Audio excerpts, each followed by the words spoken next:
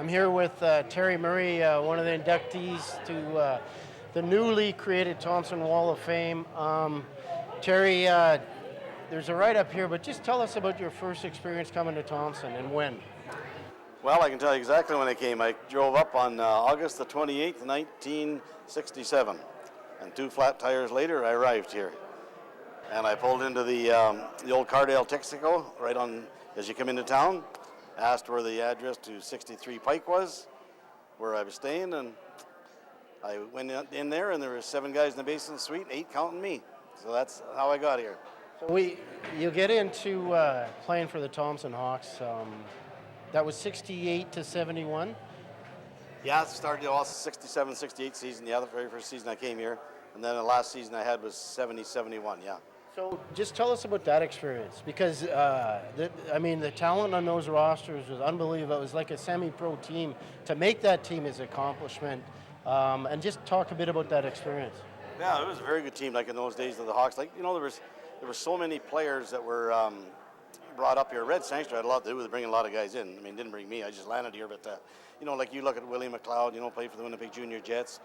We had a fellow there that played for the Medicine Tigers, and just a tremendous Bob Hogg, a great star with the Selkirk Steelers, and Sandy Krasiva, just a tremendous group of guys. And then of course you get into the playoffs, and we picked up Johnny Roy, and you had Gordie Riedel, former Boston Bruin, that was finished for the National Hockey League. Boy, there was a lot of talent in those days. You move in, and you have your kids. You start doing the coaching, the refereeing part. Just talk a bit about that experience.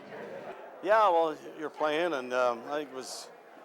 Probably took me about 2 or 3 years, and then they got a hold of me to ask me to come in the minor hockey executive, so I said okay. So you didn't know what you're getting into, but it wasn't bad. I enjoyed it. And then you get into refereeing because there were shorter referees, and then of course you're on the executive, like I said. And then but I was playing hockey, and I don't know how my wife ever put up with it. I played with 3 hockey teams in the wintertime and three baseball teams in the summer, so I was kept busy.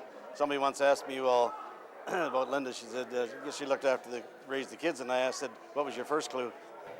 And then another part that people don't understand, I remember coming here around 4 or 5 years old to watch Shift League hockey. Shift League hockey, and talk about that, because that rink was packed, and it was like at 8 in the morning when I came here. And just talk about how important and how good that league was. Well, that was an excellent league. And a lot of those players in that league actually formed the Hawks, a lot of the players. But yeah, we played mornings. We played Monday morning, Tuesday morning, doubleheader Wednesdays. We were off Thursday. We played doubleheader Fridays.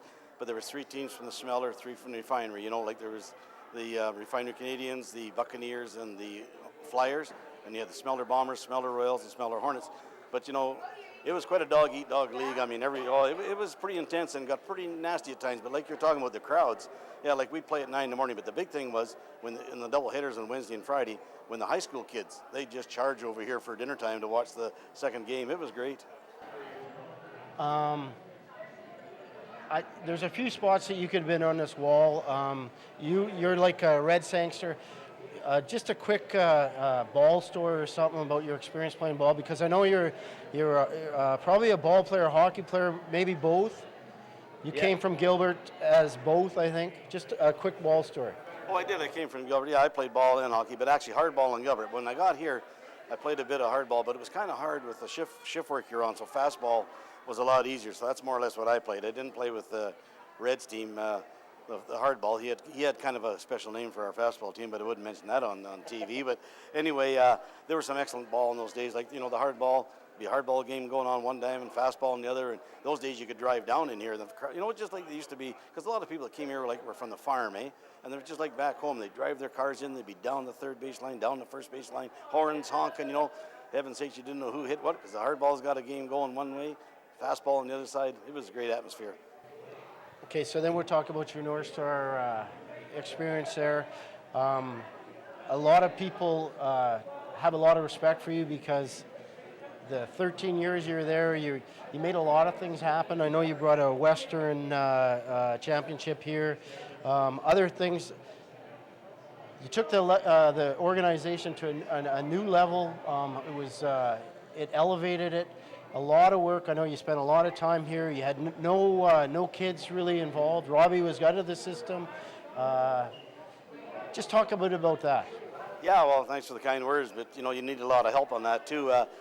Just going back to how the Northstars started, though, it was actually Doug Mintenko and the late Murray Steves out of Snow Lake started it, and that was, I think, 1984. So the following year I got together, and actually your mother-in-law was with us, and Carol Knox, and we formed an executive to give Doug a hand, and so that'd be about 1985, and I stayed right there until, what was it, 95 or 96, and yeah, we had a lot of great times with the old Northstars. Some great players too, and the one year, what was it, the year before we won the championship, 94, 95, we went on a 24-game unbeaten streak, took first place, and just didn't have to do it in the playoffs, but the next year, of course, was great. We won it all, and but no, there was you met some great people and had some great times there. It was a little challenging at times, because it was tough to bring in kids from, say, Norway House, Cross Lake, Flin Flon, Nepal, and ask them to leave home at 15, 16 years old, and stay here and go to school, and we had some struggles, but overall, and I think now it's working pretty good. The kids are coming in, and I think things are great. So we move into the picture. I think the city did a great job with what they're doing here.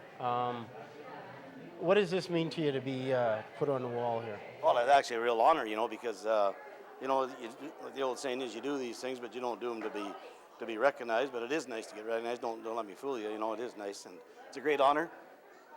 But I was just telling the wife, Linda, she should be up here with me too for all, because without her, like I told you, I played 3 ball teams and 3 hockey teams, and was on the executives and everything, and she understood my love of sport and just allowed me to do it. So I thank her very much. And we'll personally thank Linda for being with you for as long. But a big part of this community. That's why you're up there.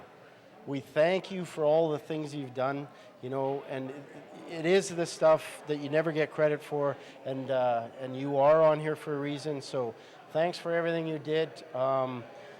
Just get yourself ready for the game to do some announcing tonight, though. And thank you very much for it all. And, I'm pretty lucky here. I spent 37 years here, and I always tell everybody, like when I was coming here the other day, I said, I'm going home. Now Monday, I'll be coming home. So either way it is, I'm going or coming. So it's been a great, wonderful 37 years here, and I come back 2 or 3 times a year, and it's great. Well, congratulations, and thanks a lot for coming up. Thank you and everybody else. Thank you.